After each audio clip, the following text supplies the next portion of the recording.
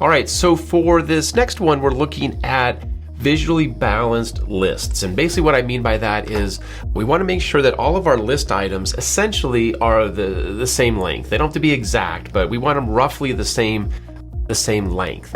And that's because when the list items line up visually, it's going to look cleaner and more balanced and more professional. And the benefit to the learner is it's actually easier to read. When you have uneven lists where, some lines wrap to the next, it actually makes the screen feel cluttered and can affect cognitive load for the learners. So with the visually balanced list, the lines are essentially the same. It's going to look more professional, and again, it's going to reduce that cognitive load because it's going to be easier for the learner to read.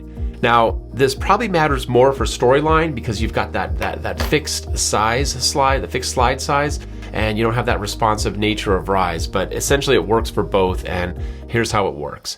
So ensure consistent list lengths. And this has always been probably one of my pet peeves for writing or e-learning pet peeves is when you have list lengths that are different. So if I come down here, you can see right here transitioning from classroom to online, we've got the first couple pretty similar. This is similar. It doesn't have to be perfect, but then you notice how you have the single word wrap into the next line, and then you even have almost 2 full lines down below. So that just doesn't look professional, and it also makes it tougher for the learners to read. So let's duplicate this, what we have here, and we're going to select all, actually not all because it looks like the title's part of that.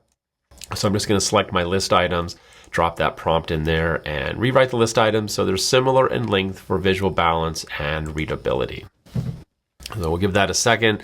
Now, one thing we want to do right here, I'm going to replace the selection, is it's obviously going to cut out some words, so you're going to want to make sure that the meaning is still there, that you didn't lose anything, because maybe you need to just make everything longer. But it's a lot cleaner, a lot easier to read, and it's going to reduce that cognitive load for our learners. So this is probably one to bookmark, rewrite list items to be similar in length.